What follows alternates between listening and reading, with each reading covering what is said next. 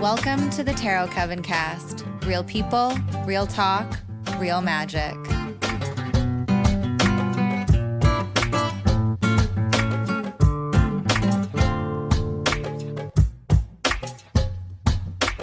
Hello out there, lovely listeners, and welcome to another bonus episode of the Tarot Coven cast. I'm your host, Jasmine. I'm Jechanovia. And I'm Jessie.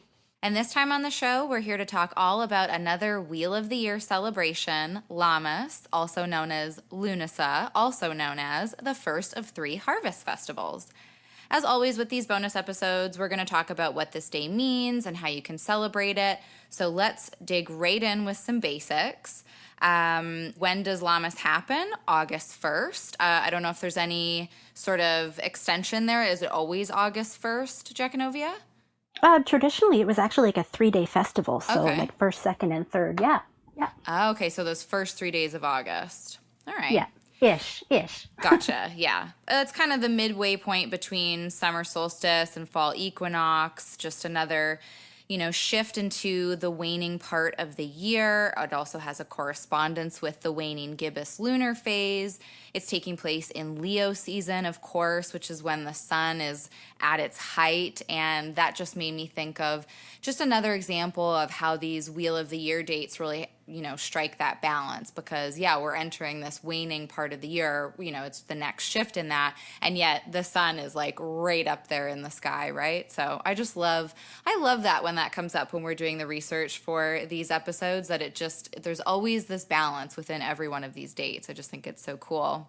So why don't we dive into some of the history of this date and some of the symbology? So Jechanovia, take it away. I mean, what did this day mean to the ancestors? How has that maybe evolved? And I know this is one of your favorites, so I'd really like for you to dig into why you love it so much as well. Absolutely. Well, traditionally, Loon-uh-sah was the first harvest festival, as you said, and it was the harvest of grains and berries. Mm-hmm. So it was when they would, again, harvest all those grains, and then they would they would dry them for winter storage. They were thinking ahead. They were planning out, making sure they had enough to eat and plus enough to plant next year. So it's a lot of planning and thinking ahead. It was, if you think about modern day sort of fall fairs or agricultural festivals, they always take place in, late summer, early autumn. Right. It's the same kind of idea. Those ancient festivals, there would be, vendors would gather and they would barter and trade. They would dance and have games and a lot of fun. Just a great big party. It seems like so many of these dates are just great big parties, which I kind of love. Yes. Yeah, I kind of love the fact that paganism is just basically an ongoing stream of parties. Yeah. Good food, drinking. I mean, they're music. just always finding something to celebrate, and I love that. We need to do more of that. Can we just bring back more celebrations and parties? Let's do it. Let's normalize parties. Let's do that. Yes, yeah. And just celebrating. And I mean, it feels simple just based on all of the things, all of the stuff that we have in our lives these days. But to celebrate things like wheat and berries, it just feels, I don't know, it feels very genuine. Does that make sense? Like, it just just take it back to basics. Yes. Very intentional gratitude. Yes. Right? Like it is it's being true. grateful for the abundance and the health, or just making it through. And yes, we've all gotten a little soft with that. And, we can go to the grocery store at any time of the year and get whatever we want. And so we don't take time to just be grateful for the seasonal abundance that's there. Yeah. Yeah, totally agree. So, I was going to ask you why all of these dates kind of seem to have 2 names. Did this just sort of evolve that way, and different people who are celebrating different cultures kind of have different names for them? Because we have Yule and Christmas, Samhain and Halloween, and then now we have Lammas and Loon-uh-sah. And I'm saying it correctly, yeah? Loon-uh-sah? Yep, that's right. The main reason in my own research is that actually, things like, say the word Loon-uh-sah, for instance, that's the traditional name for the festival. And when it was adopted by the early, Christians, I think around the 1300s, I could be wrong on that, they actually adopted the festival. But of course, because it was pagan, they didn't want to bring the whole Okay. thing with them. So they Right. renamed it to be Lammas, which is actually, it means loaf mass. So it's, a mass in gratitude for, again, the harvest and your breads, like loaf as in bread, right? Right. So, and it's the same with Yule and Christmas. Christmas would be the Christian adaptation, which was actually Christ's Mass, and Yule Right. was the ancient pagan. So, yeah, I think it's just the way that it ended up evolving into, like you said, those other cultures. Okay, yeah. And so you explained sort of the evolution of the name Lammas. Where does Loon-uh-sah come from? Lughnasadh was the original name. I know there's the spelling, it's the Lughnasadh, and it's really confusing, I think, for a lot of people when they see it Yeah. because they're like, Lughnasadh. Yeah. But it's actually pronounced Lughnasadh in our modern tongue. And it's a festival that was actually named for the pagan god Lu. Now, I know that technically his name should be pronounced with like that throaty GH of the Irish and Welsh accents. Okay. I really suck at that, so I just call him Lou. Uh-huh. um, and in some circles, it's actually recognized that he named the festival, he created it for his mother. Her name was Telchu, and it was a funeral festival for her because she passed away after being so exhausted from cultivating the land for the people to grow their grains and so that they could survive and perpetuate. Oh my. So it was a great big party in her honor. So kind of, yeah, a funeral festival. Okay, yeah, celebration of life in a way. Yeah. But I mean, in modern times, I mean, Lammas and Lughnasadh, they're interchangeably used. So I don't think there's any real problem with using either one, depending on the person, of course. But Right, fair enough. Yeah. They kind of, yeah, they're interchangeable at this point. Okay, yeah. So, I mean, I feel like you touched on it a little bit, but I'd love for you to tell us more about just why this festival is one of your favorites. well, I mean, fall is just my favorite time of the year, and this is like kicking off fall. It's a season of gratitude, which is a really important part of my own practice, of course. I try to be grateful every day, but it's like this time of year, you can just feel it in the air more. You're seeing abundance, and even though in this modern society, not everybody cultivates, not everybody grows their own food, not everybody harvests. I find that the energy it shows up in other places in our life. So a project that we started might um, show some forward movement, and different inspirations might come to light, or things that you've been working on for a while. Suddenly, there's a solution for it. So I really like the way that it reflects everywhere, and it's also that time for sacrificing. In order to move forward, we have to sacrifice something. So in traditional times, they would sacrifice, they would kill, they would cut off the grains and sacrifice that, and Right. knowing that it was going to move them forward. So I like that idea that you have to give up something in order to move forward. So something that you don't need anymore, you have to let it go, Yeah. which is an ongoing lesson for a lot of us. I also love to bake and cook and preserve. So this is the perfect time of year for it. So of course there's that aspect as well. And Lou is also one of my favorite gods. So I'll just, throw that out there too. He's very versatile. He's got a great sense of humor. He loves his mama. So, he's a good boy. And he holds people to very high standards when it comes to integrity, and he rewards justice. I know that justice may have looked different back then, but I think if we just understand that the gods and goddesses, they adapt with us as we move forward. So he's, especially in the climate that we're in right now in the world, I really like the idea of justice being served, and Mm.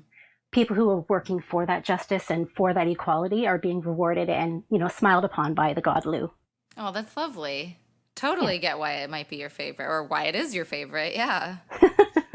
You had me at baking and cakes and treats, because I was just going to say any festival that highlights breads, beautiful baked breads and cakes, I can 100% get behind. Yeah. And this is why I you're feel my you on friend. that one. It's like you get me on a cellular level. Yeah, I could do with just a day of just fresh baked breads and, like just partying out back, a nice fire, some ale. Why not? Sounds like a perfect party. I'll be right over. Okay, so Jesse, you just picked up a really cool book. I have the title here somewhere, The Complete Book of Correspondences, which looks like it's just going to be such a fun resource. But I know you found a whole bunch of stuff on just different correspondences or different sort of ways to work with llamas. So did you want to let us know a few of those, or all of them, or however many you like? Sure. Yes. No, that sounds good. So this is what happens when you walk into your favorite metaphysical shop for one little teeny thing, and then you end up with this huge book that I was just like, can I, get in my hands right now? And so this is the Llewellyn Complete Book of Correspondences, and it's a comprehensive cross-reference resource for everything pagan Wiccan. So I was like, hey, everyone, if you've got a question, let me look it up for you. And it was really fun to do some research on the Lammas, because while most of the points were, in our notes, were already there. And of course, we have a wonderful resource with Jechanovia and all that she knows. And yes, I also was like, thinking more about how this connects with our plants, right? The plant kingdom connections. And then we've talked about some of the crystals or minerals in the past. And then also with animals. So I'm going to walk through what I've discovered within this resource. And this isn't, fully comprehensive. I'm sure there's more than just this, but really, as Jechanovia said, this agricultural celebration of farming and gardening. And I just love that, because you're right. I was out today in my garden just touching the land. And that's so important anyway, for all of us to just get out. I've talked about it before, and just stand with your bare feet on the earth. People do it every day if you can. So having an intentional festival that's like, okay, we are really about this farming and gardening and the abundance that's here. Okay, so plant kingdom. So this trees are the acacia tree and myrtle, oak, and rowan. And the herbs in our garden connected to llamas is the blackberry, bramble, and gorse. Gorseberries, anyone? And then also aloe, ginseng, and of course grain, as we talked about with plants. So there's your plant kingdom lineup. And then some of our crystals that are associated with this festival are citrine, which is, of course, perfect because it's usually a light yellow and very much connected to that solar plexus. So lots of fire. Peridot or chrysolite, so it goes by both names, and also yellow diamonds. Okay, so then with animals, it is really focused on cattle, so bulls or calves, and then chickens and roosters with this festival. And a whole laundry list of gods and goddesses that were named, that were associated with this. Of course, we've got Lu being one of the main ones. And as I went through this list, what I felt, I kind of just sparked of my own curiosity was just, how these festivals have been so connected throughout the ages, unknowingly, by many different cultures. And so there's gods that people in, Italy would worship, the Roman gods. And then you have the gods that are, of course, with our Ireland and Welsh, and I'm losing the word, but basically the Celtic connection. Yes, Celtic. Thank you. And then we've got first civilizations that are just like Babylonian. And we were talking before we started recording, but I love that these themes were so connected with these cultures, even though they didn't know it. And they were celebrating very similarly throughout these seasons. Yeah, it's like things that just keep coming back around, and it's almost like the double name thing, right? I mean, it's just we're all kind of celebrating the same things, maybe with our own tweaks and our own versions of it, but it's like it's very universal, it feels. Yeah, it's like we all have that common thread, that common connection, and we just translated it in different ways. It just blows my mind sometimes. So much connection there. And then a couple of other things. So insects were the cicada, which is pretty much just a grasshopper, right? Or a cricket. Am I correct on that? I should have probably... They're similar. They're very similar. Are they the ones that make that very loud noise in the summertime? I think so. Yeah. Like you can just go outside and you bees, I think. Sorry, what did you say? We need the entomologist to check in with it. We've always called them sweat bees because when it's really hot out, that's when you hear them really loud. Oh, interesting. Love it. Okay, so is it the same thing as, oh my gosh, I'm losing the name of it, a June bug? or like a summer bug. Maybe that's what my parents used to tell me it was. It's just the summer bug. Like that's just the summer bug bug. you I've hear heard in the it called summer. that. Yeah. Oh, yeah, You're I've heard right. about that. I am completely wrong. It is not. It's not a grasshopper. I don't even know what it's thinking. So it does look like a fly almost, and yeah. So it's just a bug that looks a lot like a fly. Okay, I'm going to put a link because everyone can be educated on the cicada. But you know Listen, what? Even we're learning more, right along with you guys. You know, we are. I guess I don't know why I was thinking it was something different, but the other insect that, of course, I think we all connect with is the dragonfly, and that was really cool. And in fact, that's the inspiration for our spread. We always do a collective spread for these Wheel of the Year episodes. And so the theme will be using the dragonfly imagery, which I'm really excited about. Yeah, I think that's going to be really fun. I'm so glad you found that in that book. I think that's going to be a really cool theme to take with it. And of course, the link will be in the show notes, and you can just use the code Lammas. Awesome. Well, just wrapping that up, just a few colors and, so true to just the overall theme that we've already been discussing. So definitely colors of brown, especially reddish brown, thinking about the earth, the dirt, golds, oranges, purple, which I thought was an interesting inclusion there, and yellow. So those are your colors for the Lammas season. Love it. Jechanovia, do you have anything to add in terms of correspondences, or did you want to maybe dive into some of the ways that we could celebrate Lammas in today's day and age? Sure. No, actually, Jess covered it really well. Like all the correspondences I know are right there. So yeah, that's awesome an book. awesome list. I love it. Yes, I know. I can't wait for us to be able to dive into it more. Thanks for buying it, Jess. Yeah, we're all going to benefit. Oh, all in the name of research. That's why I was like, must have. It's a write-off.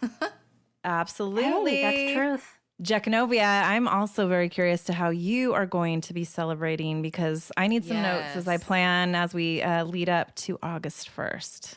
For sure. Well, of course, the main thing is breads. I always make biscuits and breads, and I always do a knot bread. I don't know. Did you guys ever see that video? I think I made it after we met.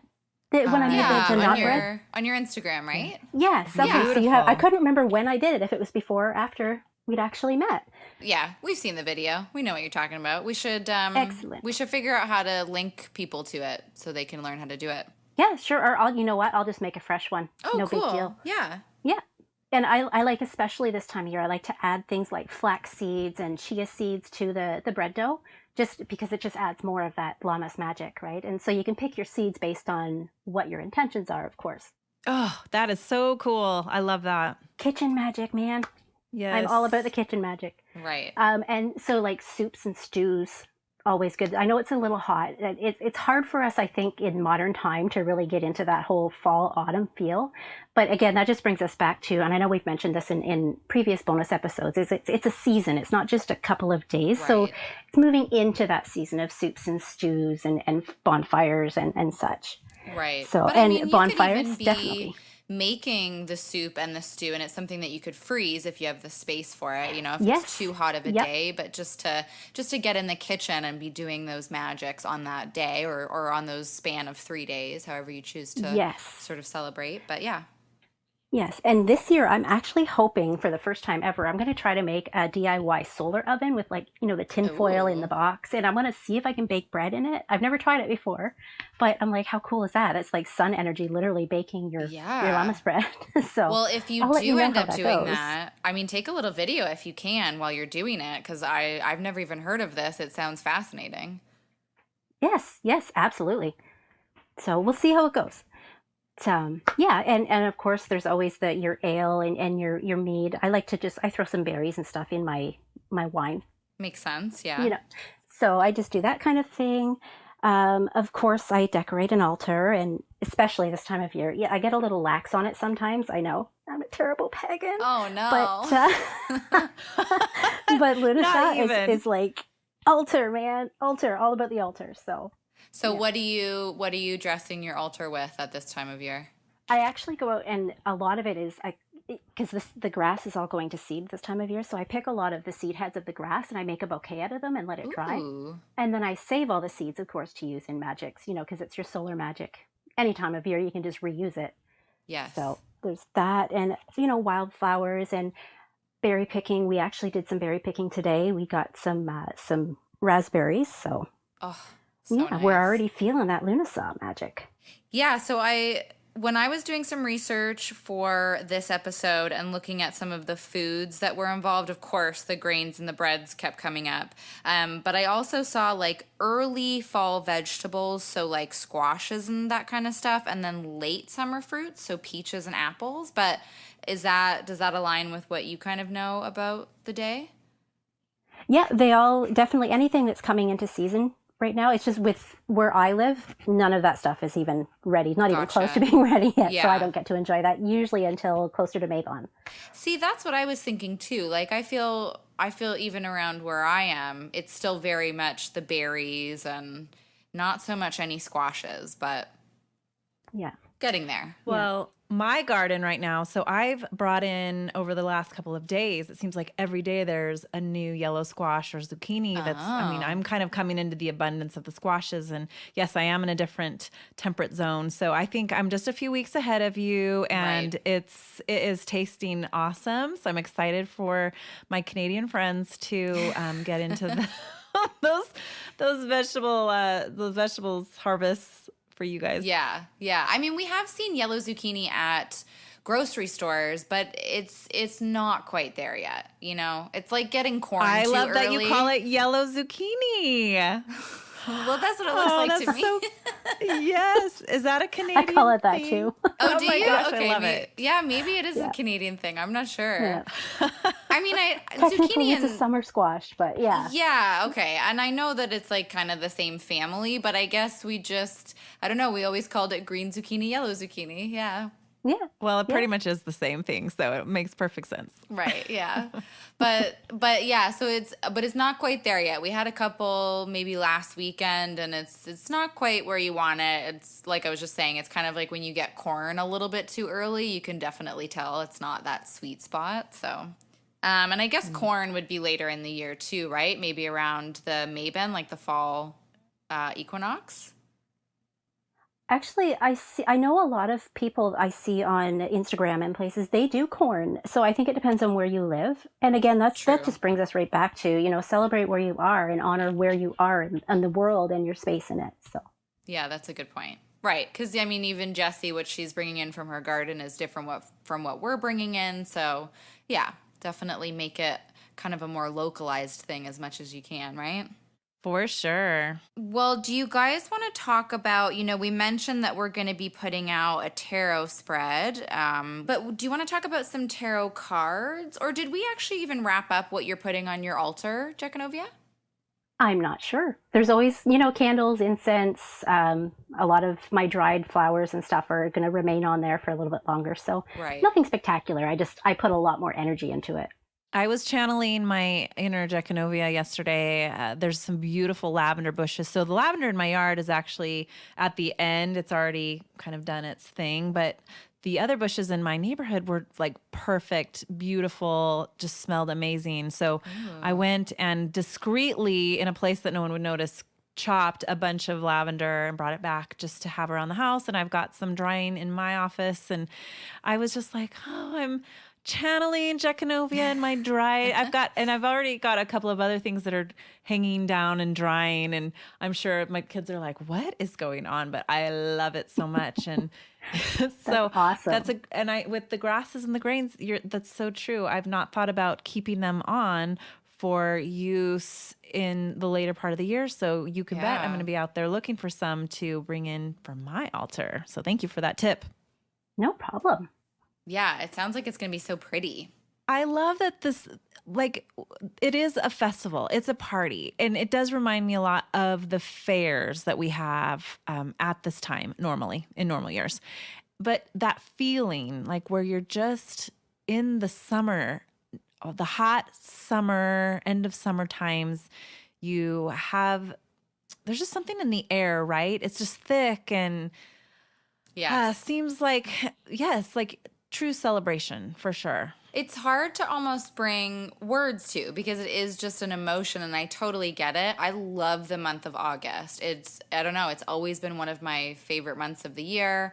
My fiance, it's his birthday it's actually on August 2nd. So we kind of do a little festival anyway without actually realizing that, we might have been doing something similar to this Lammas stuff. But it is really like August just has a vibe. It does. It's awesome. Okay, so did you guys want to talk about maybe some tarot cards that we can work with at this time of year or that you could be putting on your altar? I've got a couple of ideas here. I think, Jechanovia, you had a couple as well? Yes, yeah. Okay, so I was kind of thinking that there was some Empress plus death themes because it felt like this festival was like, well, and actually, Jechanovia, you brought it up. It was, we have to let go of something before we can continue on. And there was this idea of sacrifice. And I feel like that has some connections with the death card. But there's also all of this abundance happening, which is very much Empress vibes to me. So I thought maybe those two cards together could really symbolize what's happening. And then I pulled out Strength and the Sun just because Strength corresponds with Leo, and this is a Leo season. Not a Leo season festival, but it's a festival that happened during Leo season. And the Sun, of course, like we're talking about the Sun being at its peak, and it corresponds with the planet, the Sun, which is Leo's ruler. So there's that.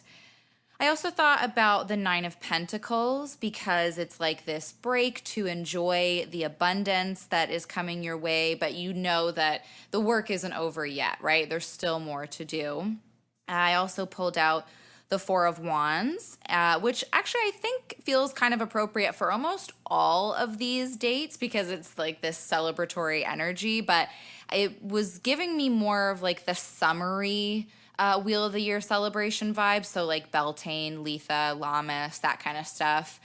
Two of Cups. Now, I know in my research, I did see some stuff that was saying this was also one of the Wheel of the Year festivals where people would be doing the whole year and a day, quote unquote, marriage type thing. And I know we talked about that at Beltane, but Jechanovia, is that part of what you know about this festival as well? Yeah. I'd see in a lot of cases, there was only, one person who would perform marriages, and the only time anybody would see him is at these festivals. So everybody would kind of get married at that time. Okay, yeah, fair enough. So that just made me think about the Two of Cups, just sort of making that exchange in a way. And I also saw some stuff that was saying this was a good time of year for making deals. So I don't know if you know much about that either, Jechanovia? Yeah, that a lot of vendors would come to these festivals and they would make deals and barter and trade, and of course, that's where they would sell their excess harvest or their excess whatever they had, their wares, and then take that money and go buy what else they needed. Yeah, I guess that's kind of that fair vibe, right? Yeah. And then two more. I pulled out the Seven of Pentacles. It's kind of similar to the Nine. You're starting to see some of the fruits of your labor, but, you still need the patience and the dedication to keep going throughout the next two harvest festivals. And then the Queen of Pentacles, basically because it reminded me of you, Jechanovia, and I know it's your favorite festival, so I just felt it really fit right in. Oh, thank you. Just to go back to that Seven of Pentacles, too, Sure. I really think that's a great card because to me, Seven of Pentacles is also, it's looking back at, say, resources that you have that maybe you've forgotten about or you haven't been using to their fullest, and then bringing those forward into the future to, whether you're going to be trading or bartering, in the old sense of the word, or maybe, different projects that you had on the go that maybe you didn't finish. It's a great time to get those completed and just use them and carry them forward. Yeah, for sure. What cards did you pull out? I pulled out, so I started with the Nine of Cups because it's all about that generosity, that gratitude, that welcoming. I have this to share, so I want to share it with you. Yeah. It's being really content and grateful for what you have, and share, like I said, sharing those blessings, that horn of plenty. And then so also the Three of Cups, so it's celebrating with your community. I like that they're, it's wine glasses, right? So it's a party. So totally. I just thought it was really suiting. So, and then toasting to each other's good fortune. Yeah, and I mean at least in the Smith-Waite version, there's always all of the, like, there's just an abundance of like fruit and veg all around them, right? Yes. So it feels very on Yes. point for that too. What about you, Jess? I don't know if you pulled any cards out before the show, but are any other cards coming to mind for you? Well, the only thing, all of those cards that you have both brought out are ones that I would definitely associate. And then I was thinking also just with kind of that Knight of Pentacles energy too, with the bartering and trading and planning. So maybe there's a little bit of that vibe there too. Yeah, for sure. I guess the Six of Pentacles would work in there too. And I never even thought of that, but Jess just triggered that. That's a really great point, because that's kind of like an exchange of energy. And so that's giving me more of that really the fair vibe kind of thing. You know, it's a give and a take and a trade, and yeah. Ooh, so good. I am completely looking at those cards differently now. Love that. Yeah, I'm so excited for this date to roll around. I mean, I want summer to go as slowly as possible, but I'm excited. Jechanovia, I just want to say that it has been so beautiful to learn from you. Yeah. I mean, there's so much wisdom there, and I'm looking forward to each of these Wheel of the Year times. You know, once we have the full Wheel of the Year completed with these episodes, I can't wait to, listen over them or maybe add to them at some point. But yeah, thank you for bringing this awareness. It's new to me, and it's so fun to just rediscover or I guess open up what would normally be at this time of year, just look forward to something and really be more intentional about how I'm, practicing my own spiritual journey, but connecting it to these dates that are, go back to the ancestors. It's such a gift. So thank you. Well, thank you for sharing it with me, because I mean, for so many years I've practiced it on my own. So this has really given me a chance to, go over my notes and my journals and think about why I celebrate them. So it's really taking me back into that, right deeper into my practice as well.